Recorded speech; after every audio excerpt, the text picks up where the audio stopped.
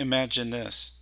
You're cleaning your car in your own driveway, chatting with the stranger, when suddenly he pulls a gun on you.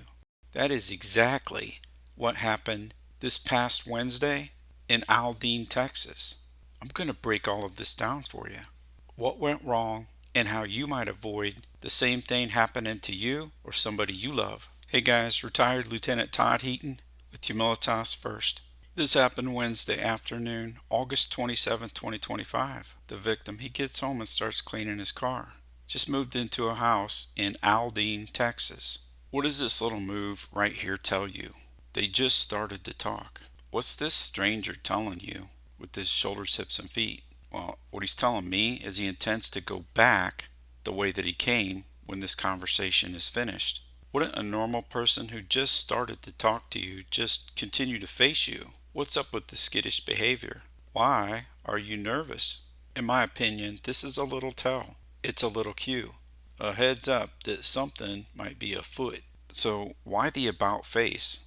Well, my best guess is he had some degree of uncertainty. He doesn't know this guy standing in the driveway. Maybe his intended victim is armed. My best guess is he's turning back to the direction where he perceives a degree of safety. That's probably where his backup robber buddy is laying in wait, hidden out of the line of sight with the intended victim. So, as always, it depends where you are. But if we're inside the larger metropolitan area of Houston, Texas, well, I'm going to stop right here. I'm not going around to this position. Why? Well, because now I have a kind of block behind me, that door. If this guy were to be an armed robber, well, then I got to go around that door. Why would I put myself in a more vulnerable position? So why not just stop back here and hold? Depending on what I see next, if I start seeing skittish behavior, maybe I take a few steps back. So now I've got the access to the full length of the car as cover. I like the full length of a car for cover better than I do if the car was turned sideways. I searched trying to find a full, unedited version of this video, as this one has big sections of the video missing, but I couldn't find one. So we get what we get, and we have to make some best guesses. But we saw the first robber and home invader walk into the picture from the left side of the camera view. So my best guess is he continues moving the same direction as if he's just passing by, as the owner of the vehicle begins shutting all of these open doors on his car. And we end up here. Look at the first bad guy's shoulders, hips, and feet. What story was he telling the victim with this kind of orientation? Hey man, I'm just moving on now. No threat to see here. So what do we see the victim do? Well, he gives the armed robber a deep blind spot. He turns his shoulders, hips, and feet to face away from the stranger because he's just walking away. He's just passing on by. And the victim begins to focus back on the task at hand, finishing cleaning out his car. As we're going to see coming up, whatever nervousness this first armed robber may have had, well, when he sees the victim give up his back, he's got all the composure that he needs because he knows this guy does not understand how this game works. He knows he is not dealing with another wolf, a police officer, or anybody who gets how all of this works. If you happen to live in, near, or around a high crime dangerous area, people are the problem. So maybe don't give people that you don't know a deep blind spot. This would have been a great time to take a break and to go inside and lock the door, which would give this guy and his hidden accomplice time to clear the area. Now, the way that you get in your house, well, that's important. I'm going to do that by continuing to face him as I'm moving to where I need to go. Why?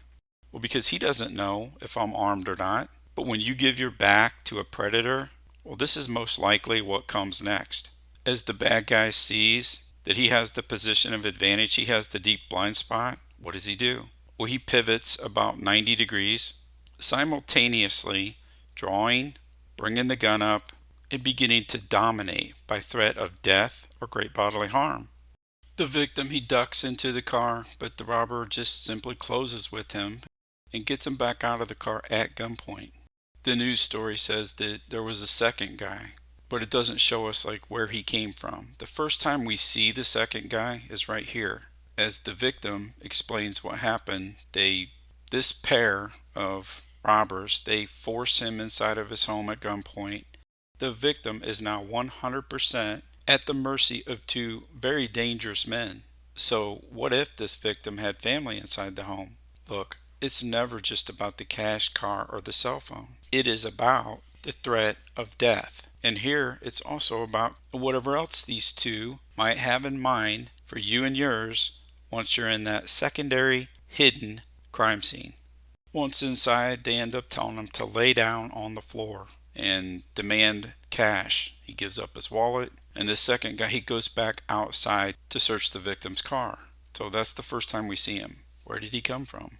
I don't know, because I don't have the whole video. My guess is that these two were together, and we know which direction the first guy came from. Well, look at this fence over here. That is a near blind spot, and you gotta watch near blind spots. Obstructed views. That's no good. That is no bueno. If I was this new owner, and if I owned the fence and the bush, guess what are getting cut down and removed as soon as possible? This fence and this tree. Why? Well, because I like long sight lines. Because wolves, well, they like near blind corners, which are all the better to ambush you with. It allows the wolf to take away your response time, to steal time. Whether it's home, a gas station, or wherever you are, stopping, standing, and parking in a high crime area, well, you want to watch your near blind corners with great care. And if it were me, I would do my best to offset so that that closest near blind corner, well, it isn't all that close because of where I'm choosing to stop, pause, or park. You can only do what you can do. But when you have the opportunity, you really do want long sight lines. Eventually the bad guys leave and he calls 911 and Houston police are investigating. Bad guys lie with both their words and all of their nonverbal body language. But sometimes their body language betrays them. Whatever you think their body language is telling you, start from the premise that they're lying to you. For the rest of it, just use common sense. Do not give somebody that you don't know in a high crime area a deep blind spot. Don't give up your back. I'm going to face the threat because that's a 50-50. He's going to have to roll the dice on the question of whether I'm armed or not. Predators love blind spots.